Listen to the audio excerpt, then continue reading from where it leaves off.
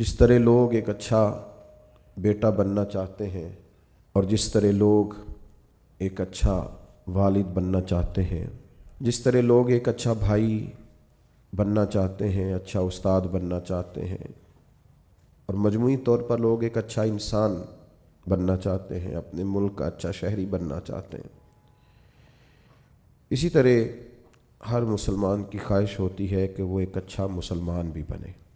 اپنے تئیں لوگ اس کے لیے جدوجہد بھی کرتے ہیں، کوشش اور کاوش بھی کرتے ہیں۔ کچھ لوگ یہ سمجھتے ہیں کہ میں خدمت خلق کرتا رہوں، اللہ کے بندوں کے کام آتا رہوں تو میں ایک اچھا مسلمان ہوں۔ کچھ لوگوں کا یہ خیال ہوتا ہے کہ اگر میں سخاوت صحیح طور پہ کرتا رہوں، اپنا حلال اور محنت سے کمایا ہوا پیسہ راہ خدا میں خرچ کروں تو یہ میرے بہترین مسلمان ہونے کی علامت ہے۔ کچھ لوگوں کی یہ رائے ہوتی ہے کہ وقت پر نماز پڑھوں، زکوٰۃ ٹائم پہ دوں، حج فرض ہونے پر فوراً کر لوں، اللہ تعالیٰ عمرے کی سعادت بار بار عطا کرے تو میں ایک اچھا مسلمان ہوں۔ ہم نے لوگوں کو یہ کہتے ہوئے بھی سنا ہے کہ چونکہ میں کسی کو تکلیف نہیں دیتا، میری وجہ سے کوئی پریشان نہیں ہے، میرا لب و لہجہ محتاط ہے، تو میں ایک بہترین مسلمان ہوں۔ تو اپنے اپنے حساب سے لوگ تعین کرتے ہیں کہ میں ایک اچھا مسلمان ہوں۔ کیوں نہ ایسا کریں کہ اللہ کے قرآن سے پوچھیں کہ بہترین مسلمان کون ہے اور سچا مسلمان کون ہے، اور وہ کون سے مومن ہیں جن کو اللہ فرماتا ہے کہ اولئک ھم المؤمنون حقا، یہی لوگ سچے مومن ہیں۔ قرآن مجید کی سورہ انفال اللہ تعالیٰ نے ارشاد فرمایا، انما المؤمنون الذین اذا ذکر اللہ وجلت قلوبہم واذا تلیت علیہم آیاتہ زادتہم ایمانا وعلی ربہم یتوکلون۔ فرمایا وہی لوگ سچے مومن ہیں، وہی اصل میں ایماندار ہیں۔ الذین اذا ذکر اللہ وجلت قلوبہم، جب اللہ تعالیٰ کا ذکر کیا جائے تو ان کے دل ڈر جائیں۔ پہلی ان کی نشانی یہ ہے کہ مالک کے ذکر کے وقت اللہ کی عظمت و جلال کی وجہ سے ان کے دل کانپ اٹھتے ہیں، دل لرز جاتے ہیں ان کے۔ وَإِذَا تُلِيَتْ عَلَيْهِمْ آيَاتُهُ زَادَتْهُمْ ایمانا، اور جب ان پر اللہ کی آیتیں پڑھی جاتی ہیں تو ان کا ایمان ترقی پاتا ہے اور مضبوط ہو جاتا ہے۔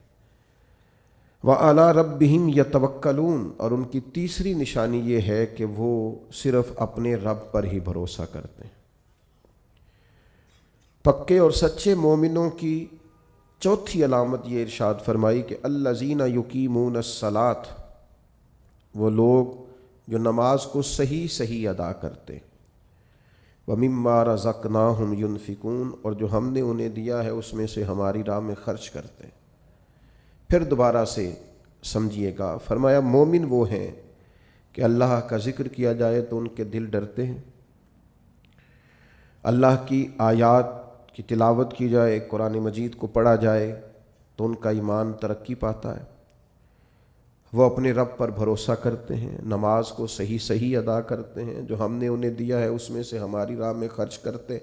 5 علامتیں جن میں پائی جائیں، رب فرماتا ہے اولئک ھم المؤمنون حقا، یہ سچے مومن ہیں، یہ حقیقی مسلمان ہیں۔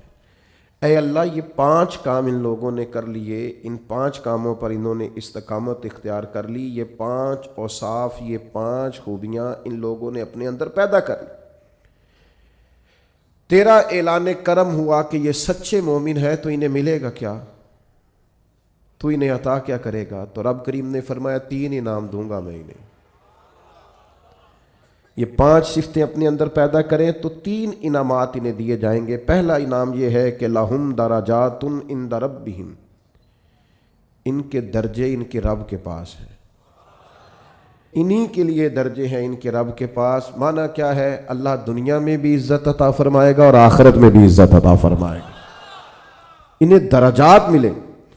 دنیا میں بھی اللہ تبارک و تعالی ان کو وقار، شان، عزت، عظمت، بلندی اور رفعت عطا کرے گا، اور آخرت میں بھی 5 صفتیں جن میں پائی جائیں انہیں پہلی شان یہ ملے گی کہ اللہ کے حضور ان کے درجات ہوں گے، اور دوسرا ارشاد فرمایا ومغفرہ، اور اللہ ان کی بخشش بھی فرما دے گا، درجات کی بلندی بھی نصیب ہوگی اور بخشش بھی ملے گی، ورزق کریم، اور انہیں رسوا ہو کے رزق نہیں کمانا پڑے گا، اللہ انہیں عزت والی روزی عطا فرمائے گا۔ یہ بڑا خوبصورت لفظ ہے اور بڑا معنی خیز ہے اور بڑا سمجھنے والا۔ آپ اس پر غور فرمائیں کہ ورزق کریم، انہیں عزت والی روزی دی جائے گی۔ ارشاد فرمایا لہم درجات عند ربہم ومغفرۃ ورزق کریم، اللہ کی بارگاہ میں ان کے درجے بھی بلند ہوں گے، ان کی بخشش بھی کر دی جائے گی اور انہیں عزت والی روزی بھی عطا کی جائے گی۔